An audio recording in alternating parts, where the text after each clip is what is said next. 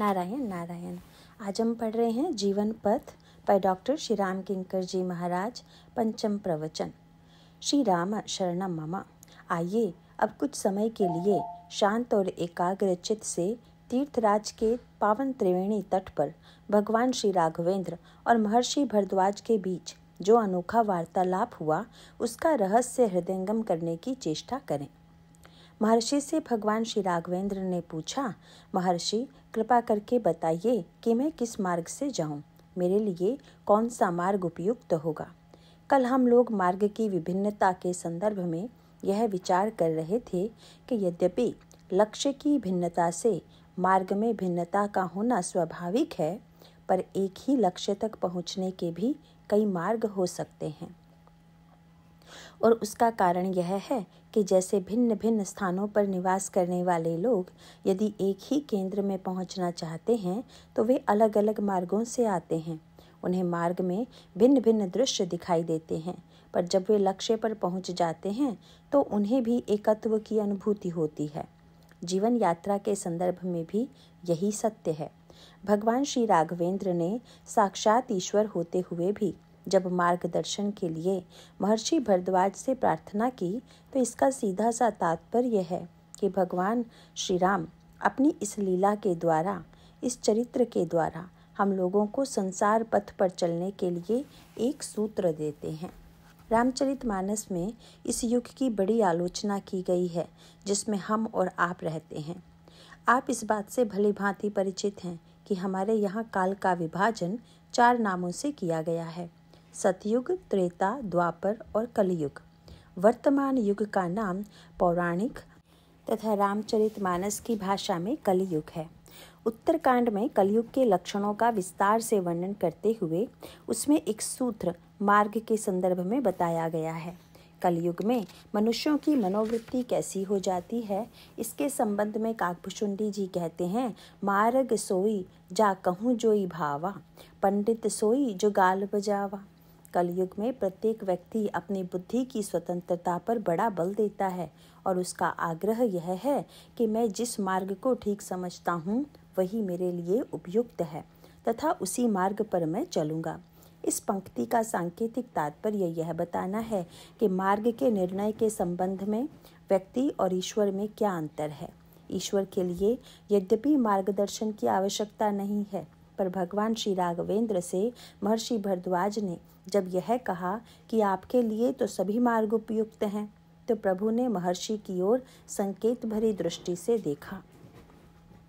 प्रभु का संकेत था कि महाराज, व्यक्ति का स्वभाव ऐसा पाठ ले लेने का है कि जिसके द्वारा उसकी उच्छृंखलता का, उसकी मनमानी करने की वृत्ति का पोषण हो। तो यदि आप मुझे यह स्वतंत्रता दे देंगे कि जो मार्ग मुझे अच्छा लगे मैं उसी मार्ग पर चलूं, तो भविष्य में इस घटना को सुनने वाले जो व्यक्ति होंगे वे इससे यह शिक्षा ग्रहण कर सकते हैं कि जैसे भगवान श्री राम को स्वतंत्रता थी कि वे चाहे जिस मार्ग पर चलें, उसी प्रकार हमें भी यह स्वतंत्रता है कि हम चाहें जिस मार्ग से चलें। इसीलिए भगवान श्री राघवेंद्र का अभिप्राय यह है कि मार्ग के संदर्भ में महापुरुषों से जिज्ञासा करनी चाहिए। क्यों करनी चाहिए, उसका एक विशेष कारण है। कल इस संदर्भ में यह बात कही गई थी कि जो व्यक्ति जहाँ पर है वहीं से उसकी यात्रा प्रारंभ होती है। वैसे स्थूल जगत में तो यह निर्णय करना कठिन नहीं है कि कौन व्यक्ति किस नगर में रहता है, पर क्या आंतरिक जीवन में भी इतनी ही सरलता से यह निर्णय हो सकता है कि कौन सा व्यक्ति किस नगर का निवासी है। अगर इस दृष्टि से विचार करके देखें तो व्यक्ति के आंतरिक जीवन की सबसे बड़ी समस्या यही है कि सही अर्थों में वह स्वयं ही नहीं समझ पाता कि मैं कहाँ हूँ। अगर व्यक्ति के परिचय के संदर्भ में प्रश्न किया जाए तो हमें उसके परिचय में भी विविधता मिलेगी। एक ही व्यक्ति के परिचय के संबंध में अगर पूछा जाए तो उसके परिचय को इतने रूपों में दिया जा सकता है कि जिसकी कोई सीमा नहीं। सृष्टि में जो विविध योनियां हैं, अगर उनकी दृष्टि से विचार करके देखें तो एक परिचय है कि व्यक्ति मनुष्य है, और अगर व्यक्ति यह मान ले कि मैं मनुष्य हूँ तो उसके मार्ग तथा धर्म का निर्णय करना अत्यंत सरल है।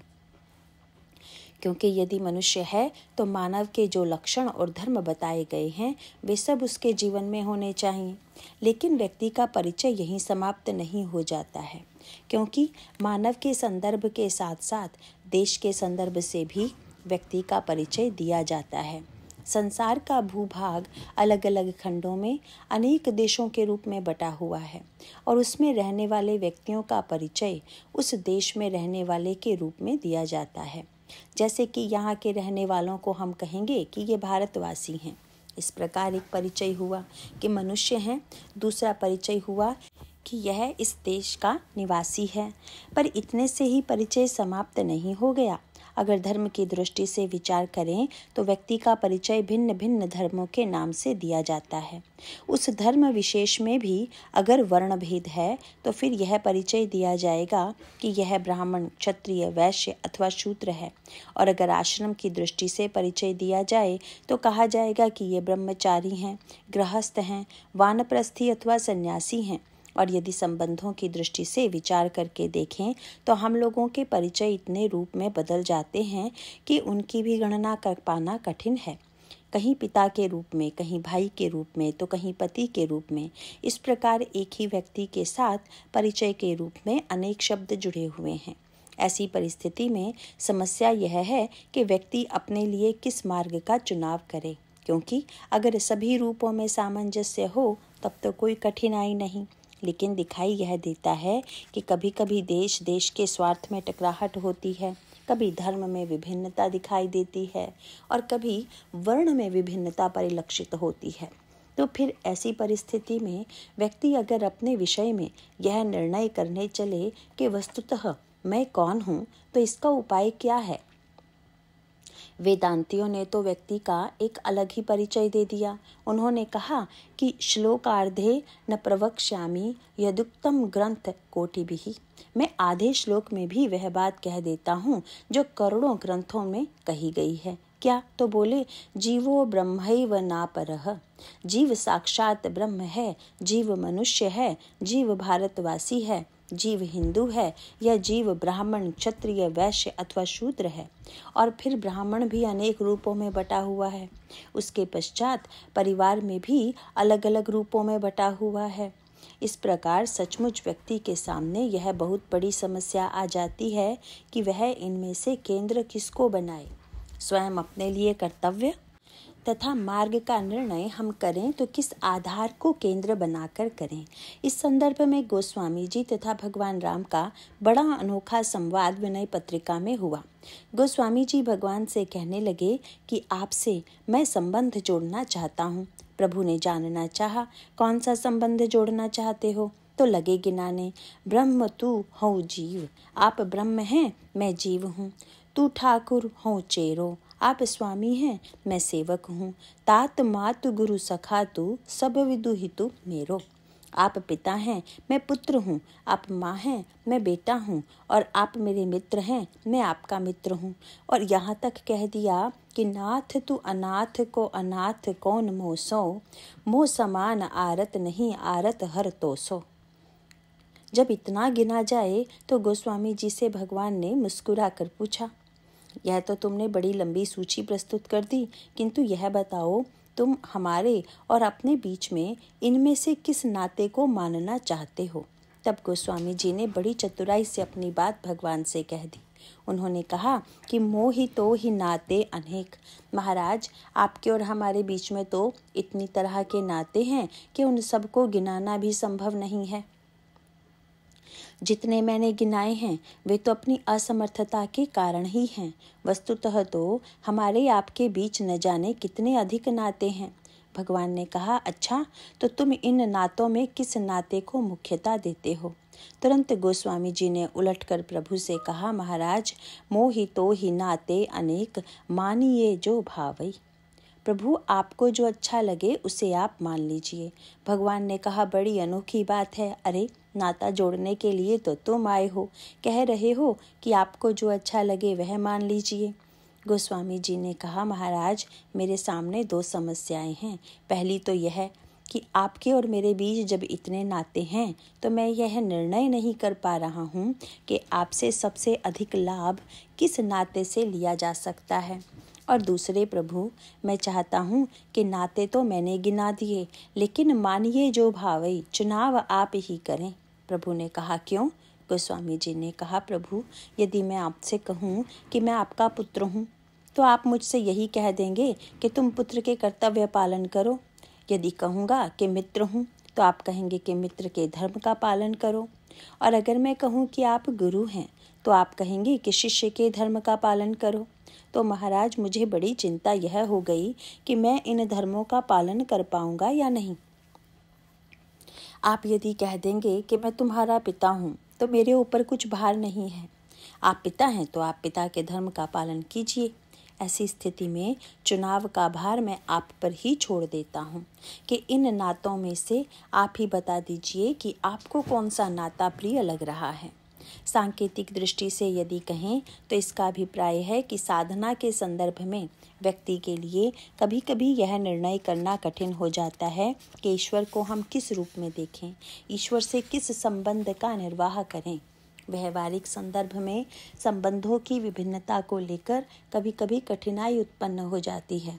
भगवान श्री राम के सामने प्रश्न आता है कि शास्त्र का एक आदेश है कि माँ की आज्ञा माननी चाहिए।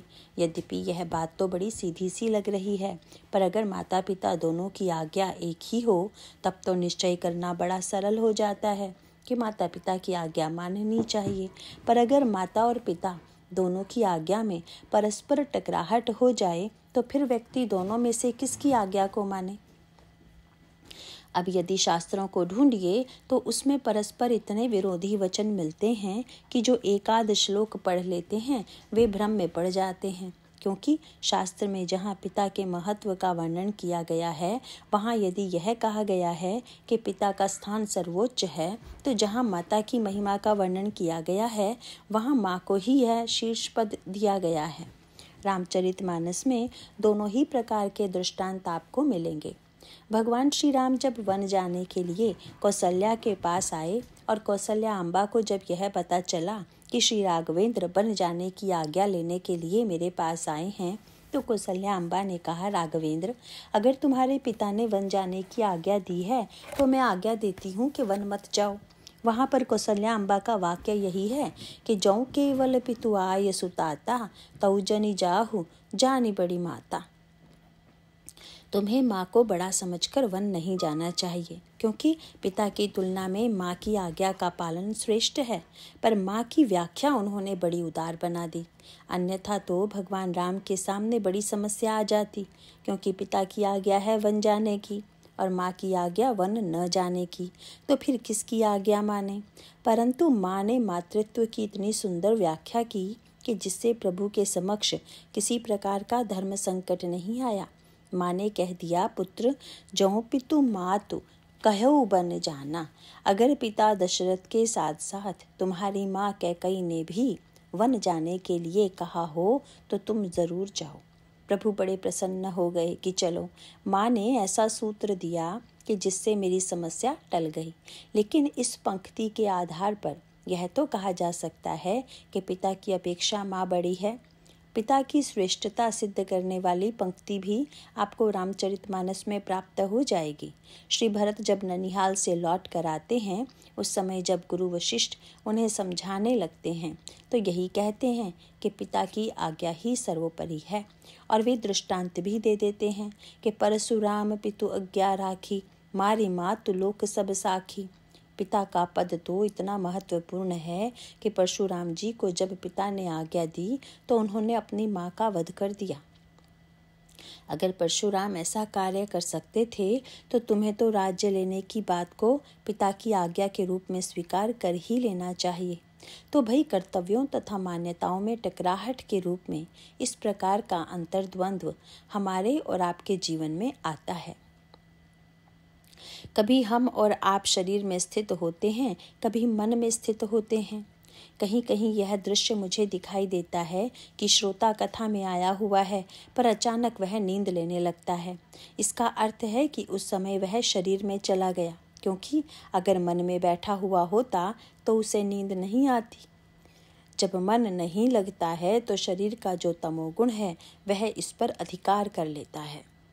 इसका अभिप्राय है कि हम कभी शरीर में स्थित होते हैं और कभी मन के रस में डूब जाते हैं। बुद्धि से विचार करने की प्रवृत्ति भी कई व्यक्तियों के जीवन में उदित होती है। कई व्यक्तियों में तीव्रतम अहंकार का उदय होता हुआ भी दिखाई देता है। फिर ऐसी परिस्थिति में व्यक्ति के लिए क्या यह निर्णय करना सरल है कि वस्तुतः मेरा परिचय क्या है? किंतु भगवान श्री राघवेंद्र तथा महर्षि भरद्वाज के संदर्भ में इसका जो उत्तर दिया गया है उस पर भी आप विचार करके देखिए। हम लोग व्यवहार में नित्य यह देखते हैं कि दिन भर हम लोग संसार में कभी यहाँ तो कभी वहाँ चक्कर ही तो काटते रहते हैं, परंतु यहाँ वहाँ चले जाने के बाद भी व्यक्ति का अपना एक निजी घर होता है जहाँ चारों ओर से चक्कर काटने के पश्चात लौटकर व्यक्ति अवस्थित होता है। इसी तरह से हमारे और आपके जीवन में चारों ओर का भटकाव होने पर भी यदि कोई न कोई ऐसा केंद्र हो, ऐसा महापुरुष हो कि जिस पर हमारा विश्वास हो, और अगर उसी केंद्र को हम ठीक ठीक समझकर उस महापुरुष के द्वारा ही यदि हम अपने जीवन पथ का निर्धारण करें तो हमारे जीवन में आने वाली समस्याओं का निराकरण हो जाएगा। इस प्रकार ये दो बातें बड़े महत्व की हैं। पहले तो हम यह निर्णय कर लें कि हम कहाँ हैं, और कहाँ होने का निर्णय संत के द्वारा होने के पश्चात निर्णय करें कि अगर हम कहाँ हैं तो फिर हमारे कर्तव्य का स्वरूप क्या है, हमारी साधना का स्वरूप क्या है। और जब व्यक्ति उसी केंद्र के आधार पर अपनी साधना तथा कर्तव्य का निर्णय करने का प्रयास करेगा तब वह लक्ष्य तक पहुंच जाएगा, उसको अपने चरम उद्देश्य की उपलब्धि हो जाएगी। पर अगर व्यक्ति अपने बारे में यह निर्णय नहीं कर पावेगा कि मेरा मूल स्थान कौन सा है, मेरा वास्तविक परिचय क्या है, तो इसमें कोई संदेह नहीं है कि जैसे अपना घर यदि न हो तो व्यक्ति चारों ओर भटकता रहता है, इसी प्रकार व्यक्ति के जीवन में भी केवल भटकाव की ही स्थिति बनी रहेगी। इसीलिए सर्वप्रथम हम अपने केंद्र को पहचानने की चेष्टा करें।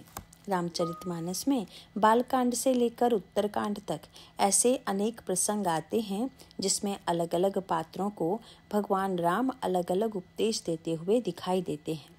उन उपदेशों को अगर आप ध्यान से पढ़ेंगे तो उन उपदेशों में परस्पर एकता नहीं अपितु भिन्नता परिलक्षित होगी। उस भिन्नता को जो समझ नहीं पाते उन्हें उन वाक्यों को पढ़कर बड़ी विचित्र सी अनुभूति होती है, उनके मन में बड़ी तीव्र प्रतिक्रिया होती है।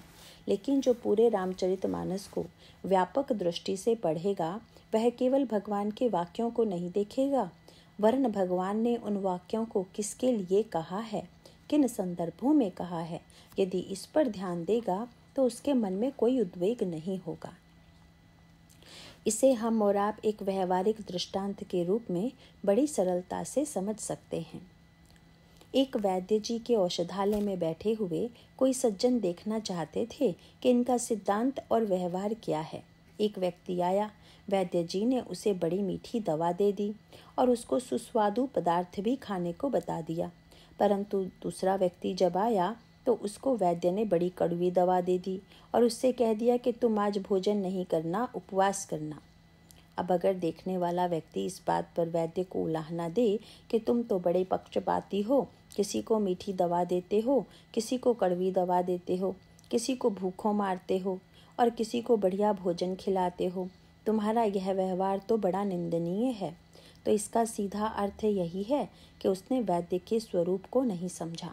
वैद्य का उद्देश्य केवल यह दिखाना नहीं है कि मेरा व्यवहार सबके प्रति समान है अथवा नहीं, उसकी समानता तो वस्तुतः स्वस्थता में है, दवा और पथ्य में नहीं। वैद्य जिसके लिए सोचता है कि यह कड़वी औषध से ठीक होगा उसे कड़वी दवा देता है, और जिसके लिए अनुभव करता है कि इसका रोग मीठी औषध से दूर हो जाएगा उसे मीठी दवा देता है। जिसे उपवास की आवश्यकता हो उसे उपवास बताता है और जिसे भोजन की आवश्यकता हो उसे भोजन बताता है। किंतु रामचरितमानस को साधारण दृष्टि से पढ़ने वाले व्यक्ति पर भगवान श्री राम के वाक्यों को पढ़कर एक भिन्न सी प्रतिक्रिया होती है। आज का युग थोड़ा संवेदनशील हो गया है। लोगों में कई चेतनाएं ऐसी प्रबल हो गई हैं कि अगर एक पंक्ति भी कभी उनको ऐसी मिले तो उनको चोट पहुंचती है।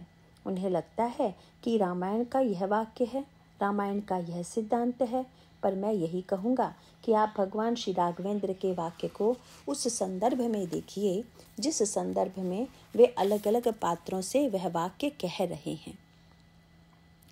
आजकल यद्यपि जातिवाद की आलोचना तो खूब है, पर लोगों में जातिवाद भी बहुत है। इसीलिए आजकल वह चौपाई तो बड़ी प्रसिद्ध और चर्चित है जो गोस्वामी जी ने भगवान राम तथा कबंध के मिलन के संदर्भ में लिखी है। इस संबंध में मैं आपको यह बताना चाहूँगा कि कबंध को भगवान राम ने जो उपदेश दिया, जो व्यक्ति केवल वही पढ़ेगा वह उलझ जाएगा। पर अगर व्यक्ति इस बात पर भी ध्यान देगा कि जिन भगवान राम ने कबंध को उपदेश दिया, उन्हीं भगवान राम ने शबरी को भी उपदेश दिया, और दोनों को दिए गए उपदेश को सामने रखकर जब आप विचार करेंगे तो समझ लेंगे कि दोनों उपदेशों में भिन्नता के पीछे भगवान राम का उद्देश्य क्या है। भगवान श्री राम जानते हैं कि सबकी स्थिति अलग अलग होती है। कबंध की स्थिति क्या है तथा शबरी की स्थिति क्या है, इसे भगवान श्री राघवेंद्र भली भांति जानते हैं। इसीलिए दोनों संदर्भों में प्रभु का उपदेश इतना बदला हुआ है कि पढ़कर विचित्र सा लगता है। किंतु दोनों प्रसंगों में भगवान राम का उद्देश्य क्या है, आइए जरा इस पर विचार करें। भगवान ने जब कबंध को गति दी तो वह लगा भगवान की प्रशंसा करने। यद्यपि प्रशंसा करना तो अच्छी बात है, पर अगर सद्भाव से हो तो। लेकिन कई लोग जब एक की प्रशंसा करेंगे तो दूसरे की निंदा यह कहकर अवश्य करेंगे कि आप तो बड़े सज्जन हैं, पर वह तो बड़ा बुरा है। इसका अभिप्राय है कि वह यह समझता है कि इनको प्रशंसा के साथ साथ हम जब दूसरे की निंदा करेंगे तो इनकी प्रसन्नता और अधिक बढ़ जाएगी। और कुछ लोगों की प्रसन्नता दूसरों की तुलना में प्रशंसा सुनकर सचमुच बढ़ भी जाती है, और कबंध भी इसी प्रकार के स्वभाव का है। कबंध ने यदि केवल भगवान राम की प्रशंसा ही की होती कि आप बड़े उदार हैं, तब तो यह सर्वथा उचित प्रशंसा थी। पर कबंध ने बड़ी चतुराई भरे शब्दों में भगवान से कहा कि दुर्वासा मोहि दीन ही शापा। महाराज, दुर्वासा तो इतने बड़े क्रोधी हैं कि इन्होंने मुझे शाप दे दिया, और आप इतने सज्जन हैं कि आपने मुझे सद्गति दे दी। और जब भगवान राम ने कबंध का यह शब्द सुना तो तुरंत भगवान राम समझ गए कि यह कहाँ अटका हुआ है, और इसके मन में जो संस्कार हैं उनको यहाँ से हटाना चाहिए। इसीलिए उसकी स्थिति को समझकर भगवान ने जो वाक्य कहा वह केवल कबंध के लिए है। हाँ, अगर आप में से कोई कबंध हो तो उसे सही ही माने, लेकिन अगर आप कबंध नहीं हैं तो आपको चिंता करने की आवश्यकता नहीं है। अहल्या को महर्षि गौतम ने शाप दिया और कबंध को दुर्वासा ने शाप दिया, पर दोनों की दृष्टि में आपको भिन्नता दिखाई देगी।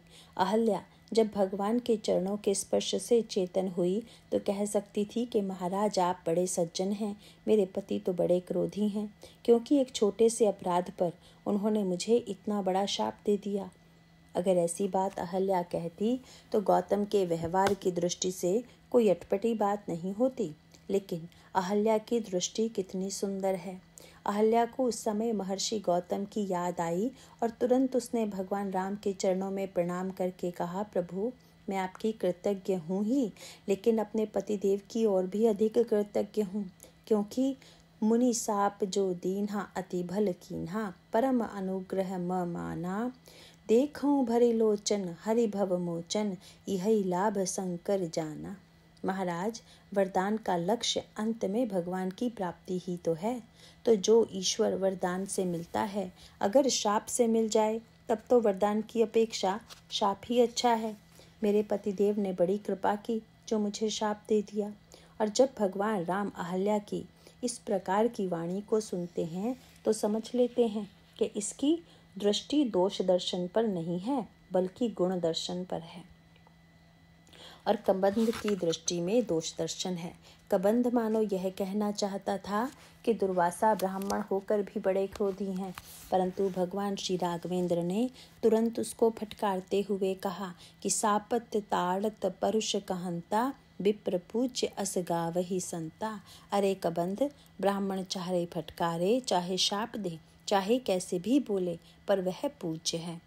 अब आजकल लोग पढ़ते हैं तो कहते हैं कि ब्राह्मणवाद का इतना समर्थन, पर उस वाक्य के पीछे भगवान राम का अभिप्राय मानो यह था कि दुर्वासा के अवगुण तो तू देख रहा है, पर दुर्वासा के जीवन में जो तप है, त्याग है, गुण है, जो विशेषताएं हैं, उन पर तेरी दृष्टि नहीं जा रही है।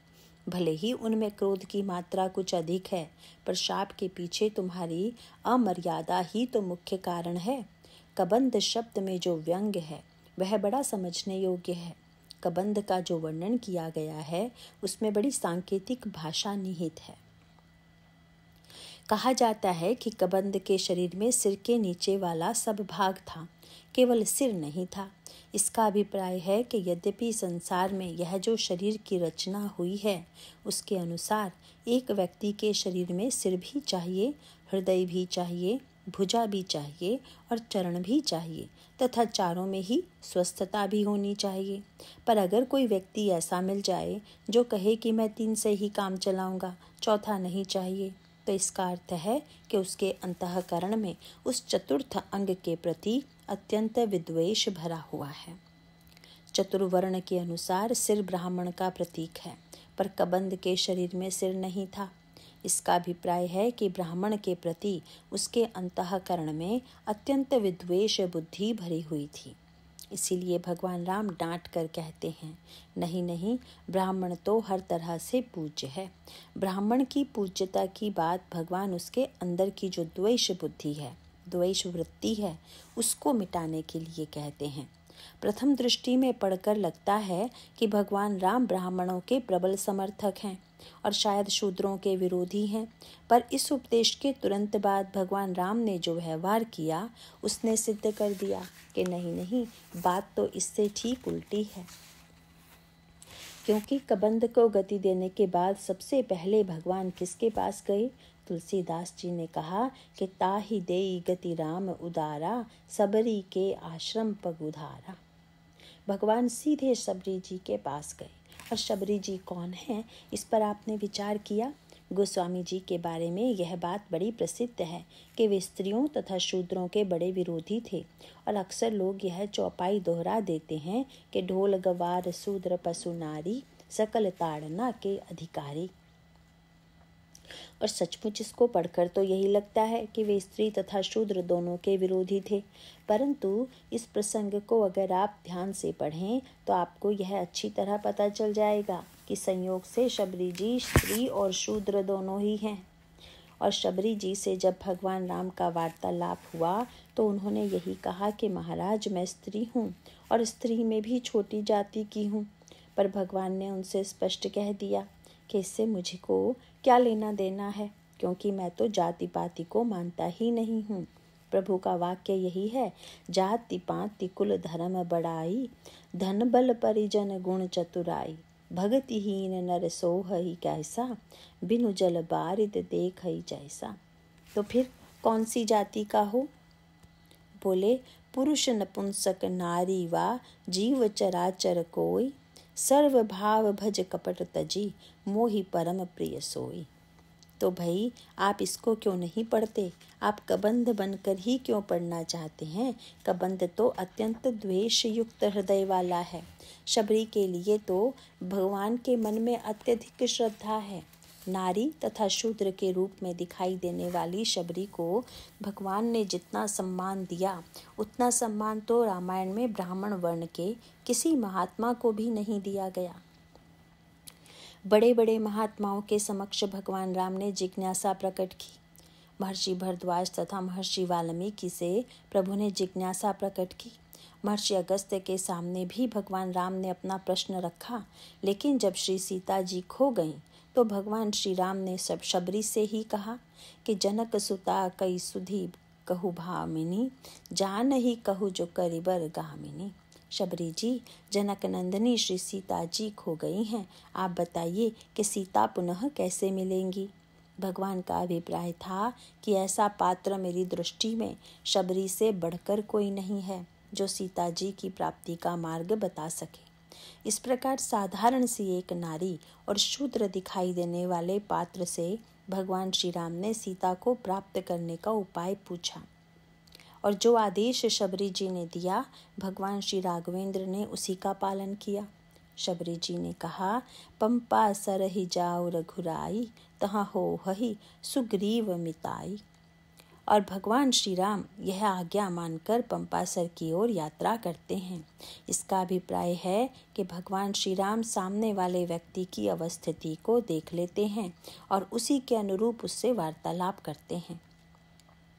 कबंध अभिमानी है तो उसको दूसरे प्रकार का उपदेश देते हैं और शबरी जी में भक्ति तथा विनम्रता की पराकाष्ठा है। इसीलिए प्रारंभ में भगवान ने शबरी जी को नवधा भक्ति का उपदेश दिया।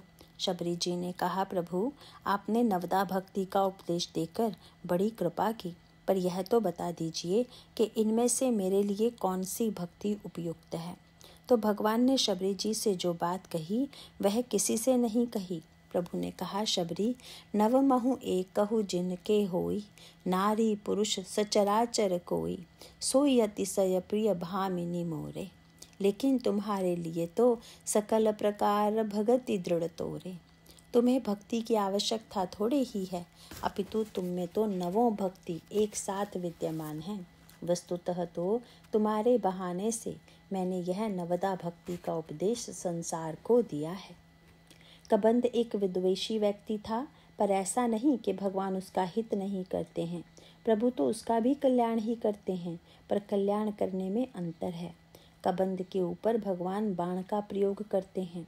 प्रभु जब देखते हैं कि यहाँ मीठी दवा से लाभ होने वाला नहीं है, तो पहले कड़वी दवा का प्रयोग करते हैं और उसके पश्चात कबंध के अंतःकरण का जो विद्वेष है उसे मिटाने के लिए ब्राह्मण की महिमा प्रतिपादित कर देते हैं।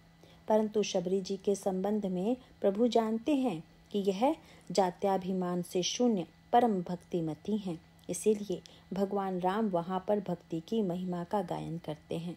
और इसी तरह हनुमान जी से भगवान राम का जो वार्तालाप हुआ उस पर भी आप जरा ध्यान दीजिए।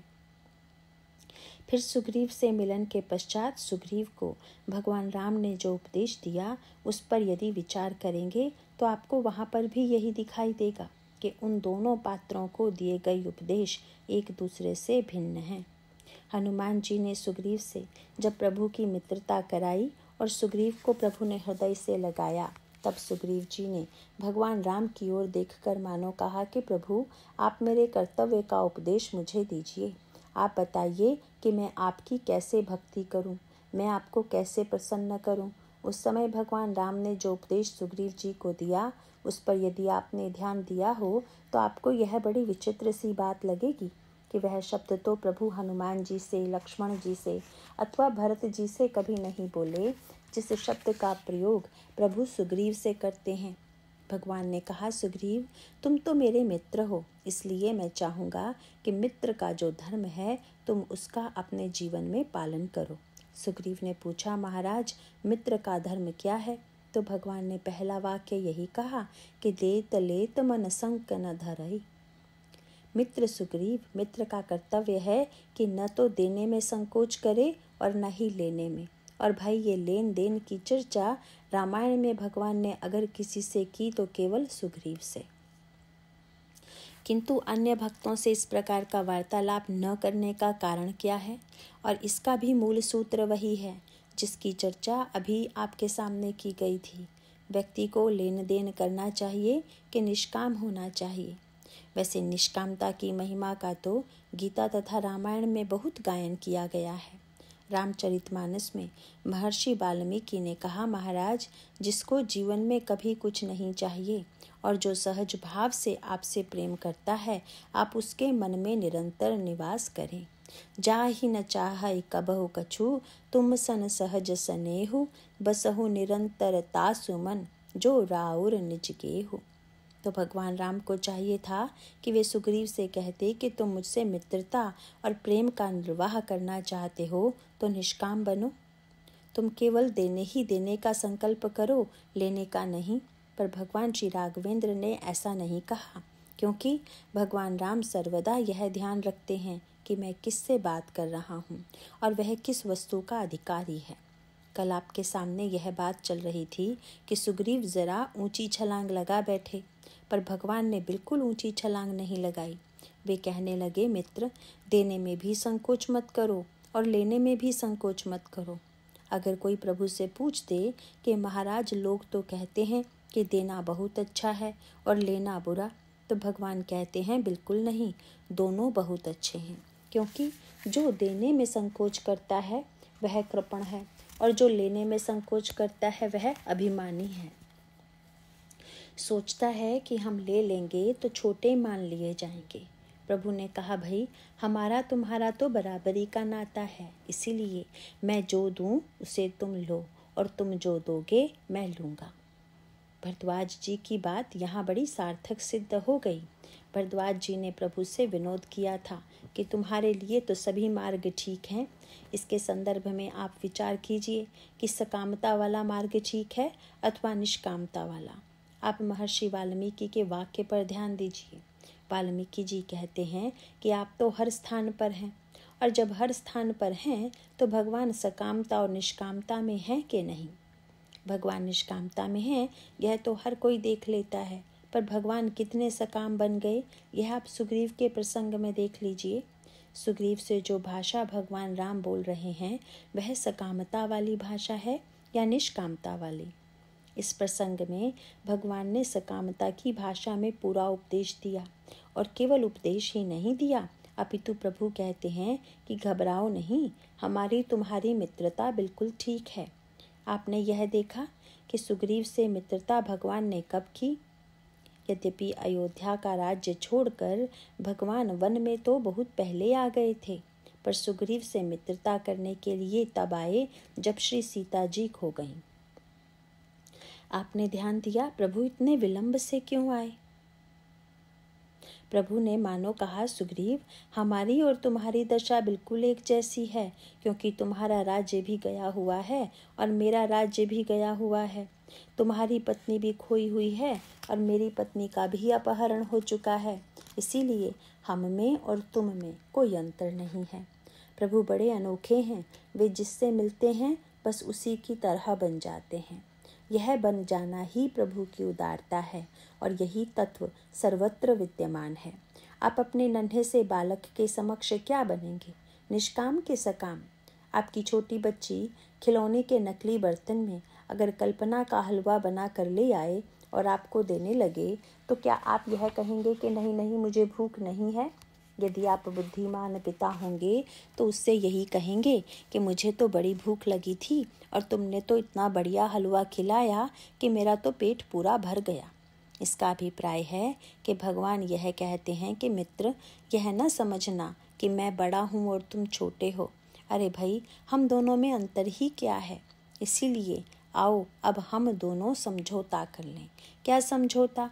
बोले, मित्र, तुम्हारी पत्नी को हम मिला देंगे और हमारी पत्नी को तुम मिला देना। मैं तुम्हें राज्य दिला दूंगा, बाद में मुझे भी राज्य मिल जाएगा। तो भगवान राम जो इतना नीचे उतर कर बोल रहे हैं, क्या सचमुच उन्हें नीचे उतरने की आवश्यकता है? वस्तुतः इसका अभिप्राय है कि भगवान की विशेषता यही है कि ऊपर से ऊपर भी वही हैं और नीचे से नीचे भी वही हैं। प्रभु ऊपर उठे व्यक्तियों में किसी से ज्ञान की भाषा बोलते हैं, किसी से वैराग्य की भाषा बोलते हैं, किसी से धर्म की भाषा बोलते हैं और किसी से सकामता की भाषा बोलते हैं। और इतना ही नहीं, निष्कामता की भी भाषा कैसी बोलते हैं, इसे आप हनुमान जी के संदर्भ में देखिए। हनुमान जी से प्रभु लेन देन की बात नहीं करते, क्योंकि जानते हैं कि हनुमान जी देना ही देना जानते हैं। लेने का तो प्रश्न ही नहीं है इनके जीवन में। इसीलिए इनसे लेन देन की बात क्यों करें? और सचमुच एक महान व्यक्तित्व है हनुमान जी का। हनुमान जी के लिए शब्द आता है कि वे ज्ञानियों में अग्रगण्य हैं। तो ज्ञानी का क्या लक्षण है? इस संदर्भ में रामायण में एक बड़ा सुंदर सूत्र देते हुए कहा गया है कि ज्ञान मान जहाँ एक कहूँ नाही। प्रत्येक व्यक्ति अपने आप को कुछ न कुछ मान बैठा है कि मैं यह हूँ, मैं यह हूँ। और जो व्यक्ति इस प्रकार की मान्यताओं से घिरा हुआ है वह अभिमानी है, तथा जो इन मान्यताओं से ऊपर उठ गया वह अभिमान से मुक्त हो गया। क्योंकि जो व्यक्ति कोई मान्यता मान लेगा वह इस प्रकार का अभिमान पाले बिना नहीं रहेगा। हम लोगों के जीवन में बहुधा यही होता है कि जो मान्यताएं हम मानते हैं उसका लाभ कम लेते हैं और उसकी हानि अधिक उठाते हैं। आप चाहे जो मानिए अपने आप को, चाहे देश के अभिनिवेश से मानिए, चाहे मनुष्यत्व के अभिनिवेश से, चाहे वर्ण के, पर होना यह चाहिए कि हम उसका सदुपयोग करें, दुरुपयोग ना करें। इसे हम दृष्टांत के रूप में कहें तो यूँ कह सकते हैं कि जैसे किसी के मन में यह भावना है कि मैं ब्राह्मण हूँ, तो अगर प्रारंभ में ही यह कह दिया जाए कि यह बात ठीक नहीं है, तो केवल कहने मात्र से व्यक्ति के संस्कार तो मिट नहीं जाएंगे। तब उसका उपयोग यही है कि अगर आप में ब्राह्मणत्व का अभिनिवेश है तो आप ब्राह्मणत्व का सदुपयोग कीजिए, किंतु बहुधा लोग इसका दुरुपयोग ही करते हैं। इस संदर्भ में हनुमान जी तथा प्रभु के संवाद में बड़ी मीठी बात आई। यदि यह प्रश्न किया जाए कि हनुमान जी कौन हैं, वे ब्राह्मण हैं कि क्षत्रिय हैं, वैश्य हैं अथवा शूद्र हैं, तो इसका क्या उत्तर दिया जाएगा। और रामचरितमानस की भाषा में तो हनुमान जी ज्ञानी नाम अग्रगण्यम हैं। और ज्ञान की व्याख्या करते हुए अभी आपके सामने कहा गया था कि ज्ञान मान जहाँ एक नाही, देख ब्रह्म समान सब माही। इसीलिए जब शंकर जी जन्म ले रहे थे हनुमान जी के रूप में, उस समय यदि वे चाहते तो किसी जाति में अवतार ले लेते, पर किसी जाति में जन्म नहीं लिया। इसके द्वारा हनुमान जी मानो यह संकेत किया कि वर्ण धर्म का जो सर्वश्रेष्ठ उपयोग है, व्यक्ति उसे अपने जीवन में स्वीकार करे तथा उसका जो अभिमान मूलक पक्ष है उसका त्याग करे। ब्राह्मणत्व के द्वारा अगर हमारे जीवन में विवेक का उदय हो तब तो यह ब्राह्मणत्व का सदुपयोग हुआ, पर अगर ब्राह्मणत्व के द्वारा व्यक्ति के जीवन में अभिमान की इतनी वृद्धि हो जाए कि वह सबको तुच्छ तथा अपने को बड़ा मानने लगे, तो इसका अभिप्राय हुआ कि उसकी जो मान्यता थी वह उसके लिए कल्याणकारी नहीं रही। जब सुग्रीव ने भगवान राम को आते देखा तो सुग्रीव तो बेचारे बड़े ही भयभीत स्वभाव के थे।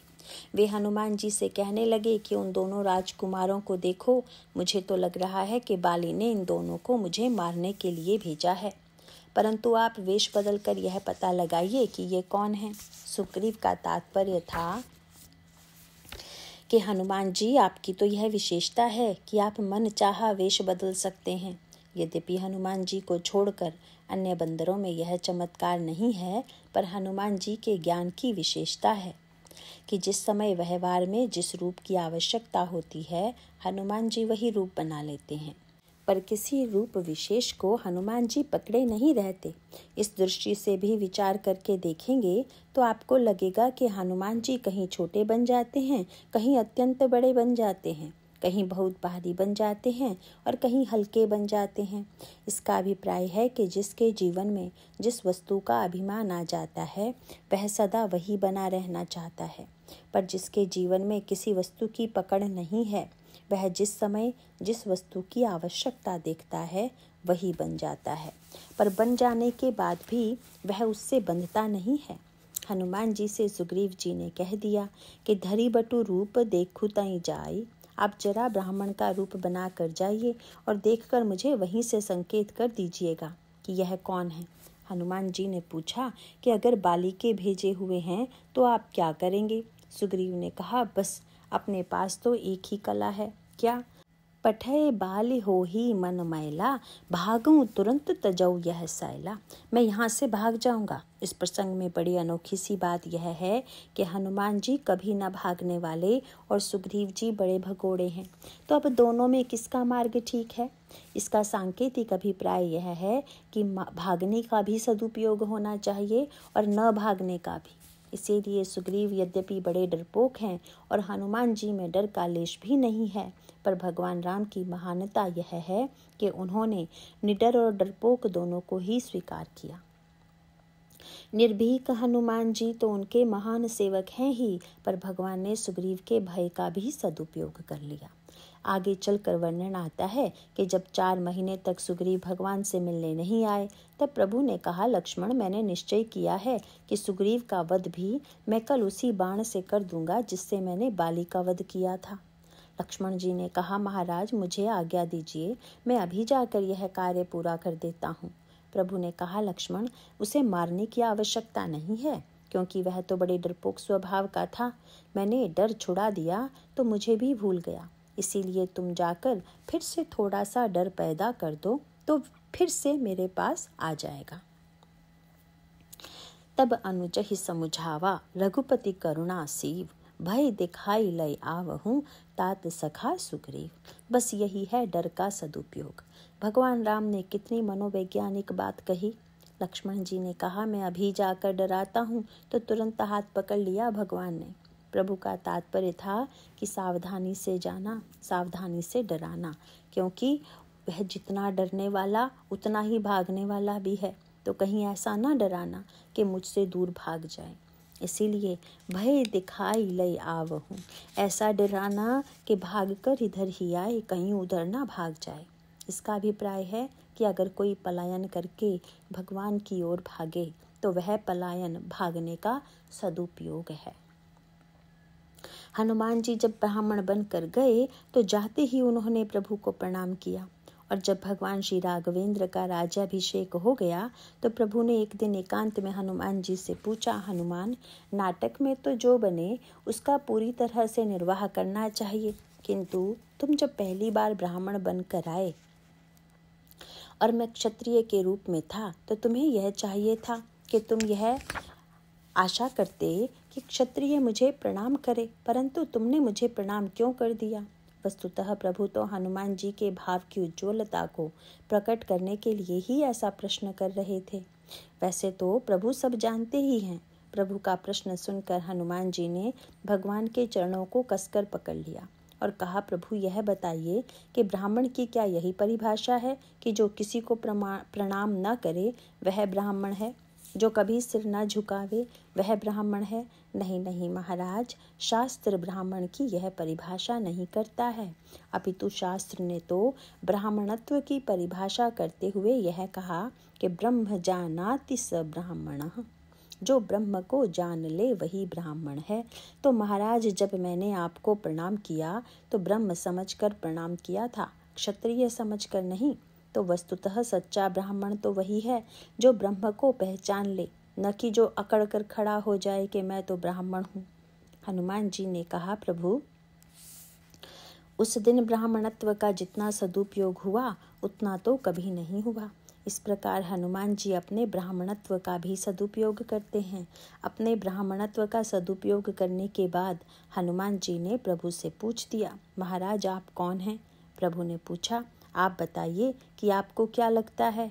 हनुमान जी ने कहा कि जग कारण तारण भव, भंजन धरनी भार, कि तुम अखिल भुवनपति लीन मनुज अवतार। हनुमान जी का वाक्य सुनकर प्रभु हंसे और तब प्रभु ने हनुमान जी को अपना चरित्र सुनाया। पहले दिन के प्रवचन में यह सूत्र दिया गया था कि अगर भगवान राम को ईश्वर मानिए तो यह भगवान राम की लीला है, और अगर श्री राम को मनुष्य मानिए तो यह उनका चरित्र है। मनुष्य का चरित्र होता है और ईश्वर की लीला होती है।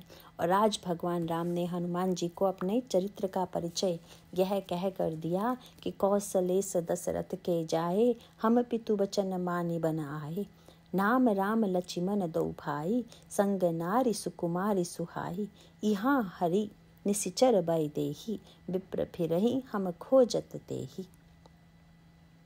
और परिचय देने के बाद तुरंत हनुमान जी से मुस्कुरा कर कहा, आपन चरित कहा हम गाई, हमने तो अपना चरित्र तुम्हें सुना दिया, पर अब कहूँ विप्र निज कथा बुझाई, आप भी अपनी कथा सुना दीजिए, क्योंकि आप तो ब्राह्मण हैं, इसीलिए कथा कहना ही अवश्य जानते होंगे। किंतु कथा की सार्थकता क्या है? कथा की सार्थकता केवल भीड़ को इकट्ठा कर लेना ही नहीं है, केवल बुद्धि विलास ही नहीं है। कथा की सार्थकता तो आप हनुमान जी की कथा में देखिए। प्रभु ने कहा, ब्राह्मण देवता आप कथा सुनाइए, कहूँ विप्र निज कथा बुझाई। तुरंत हनुमान जी ने कहा, प्रभु मेरी तो कथा यही है कि एक मैं मंद मोह बस, कुटिल हृदय अज्ञान। मैं मंद हूँ, मैं मोह बस हूँ, मैं कुटिल हृदय हूँ और मैं अज्ञान हूँ। हनुमान जी की कथा सुनकर प्रभु ने हंसकर कहा कि मैंने तो कथा सुनाने को कहा, लेकिन तुम तो व्यथा सुनाने लगे।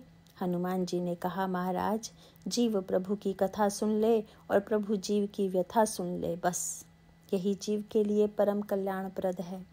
जब तक जीव आपके स्वभाव और आपके गुण की कथा न सुन ले, तब तक बात अधूरी ही रहेगी।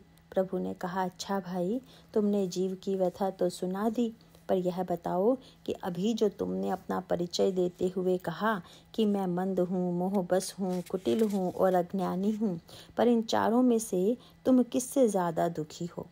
मंद से कि मोह से कि कुटिल हृदय से कि अज्ञान से?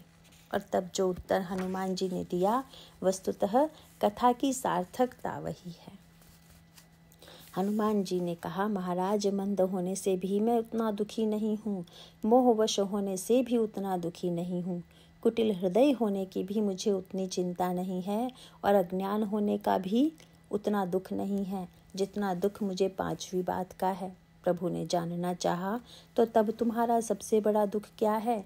हनुमान जी ने प्रभु के चरणों को पकड़कर कहा, महाराज, सबसे अधिक दुख तो मुझे आपने दे दिया। हनुमान जी ने उलाहना देते हुए कहा, प्रभु, एक मैं मंद मोह बस, कुटिल हृदय अज्ञान, लेकिन पुनि प्रभु मोहि बिसारयूं। महाराज, मुझे इस बात का दुख है कि आपने भी कह दिया कि तुम कौन हो। हनुमान जी का अभिप्राय था कि जीव ईश्वर को भूल जाए तो कोई बात नहीं, पर अगर ईश्वर भी जीव को भूल गया तो इससे बढ़कर आश्चर्य क्या हो सकता है। और फिर तो ऐसा दृश्य बदला कि हनुमान जी को उठाकर प्रभु हृदय से लगा लेते हैं और उपदेश देते हुए कहते हैं कि सो अनन्य जाके असी, मति न टरई हनुमंत, मैं सेवक सचराचर, रूप स्वामी भगवंत। हनुमान, मेरा अनन्य भक्त वही है जो समस्त ब्रह्मांड के कण कण में मुझे देखे और अपने को दास मानकर सबकी सेवा करे। पर यह पाठ हनुमान जी को ही दिया जाने वाला पाठ है। यह पाठ सुग्रीव को नहीं दे सकते। सुग्रीव से तो भगवान यही कहते हैं कि तुम्हारा घर छूट गया है, तुम्हारा घर में अभिनिवेश है तो तुम्हें राज्य दे रहा हूँ, तुम्हारा शरीर में अभिनिवेश है, तुम्हें पत्नी की आवश्यकता है तो मैं पत्नी दे रहा हूँ। हनुमान जी के समान जो निष्काम है, उनसे कहते हैं कि तुम सारे संसार की सेवा करो, और जो सुग्रीव की तरह सकाम है, उनसे कहते हैं कि मैं तुम्हें राज्य दे रहा हूँ, संपत्ति दे रहा हूँ, पत्नी दे रहा हूँ, जाकर राज्य का संचालन करो। पर उसमें भी एक समन्वय सूत्र देते हुए कह दिया, अंगद सहित करहु तुम राजू, पर सतत हृदय धरेऊ मम काजू। मित्र अंगद के सहित तुम राज्य करना, पर यह मत भूल जाना कि मेरी प्रिया को भी तुम्हें मिलाना है। वैसे सुग्रीव बेचारे क्या मिलाएंगे, पर भगवान कहते हैं कि सकाम बनते हो तो संसार का सारा व्यवहार करते हुए भी भक्ति देवी का पता लगाना है। यह संकल्प लेकर व्यवहार चलाओ। और बाल ब्रह्मचारी हनुमान जी से कहते हैं, तुम ब्रह्मचारी हो और मैं ब्रह्म, कितना बढ़िया नाता है हमारा तुम्हारा, ब्रह्म और ब्रह्मचारी का। और सुग्रीव से कहते हैं, हमारा तुम्हारा तो बहुत बढ़िया नाता है, क्योंकि हम भी गृहस्थ हैं और तुम भी गृहस्थ हो, हम दोनों बिल्कुल एक समान हैं। भगवान तो वस्तुतः सबके लिए हैं, कहीं वे तपस्वी के रूप में दिखाई दे रहे हैं, कहीं गृहस्थ के रूप में, तो कहीं ब्रह्म के रूप में। और प्रभु प्रत्येक व्यक्ति से कहते हैं कि आप अपने जीवन में एक मार्ग निश्चित करके उसी के द्वारा मुझे पाने और प्रसन्न करने की चेष्टा करें, तो इतने मात्र से ही आप मुझे पालेंगे। पर यदि स्वयं निर्णय करना कठिन हो तो सत्संग में जाकर किसी महापुरुष से आप यह प्रश्न करें कि कहो नाथ हम केहि मग जाहि। इसके बाद की चर्चा हम कल करेंगे। बोलिए सियावर रामचंद्र की जय।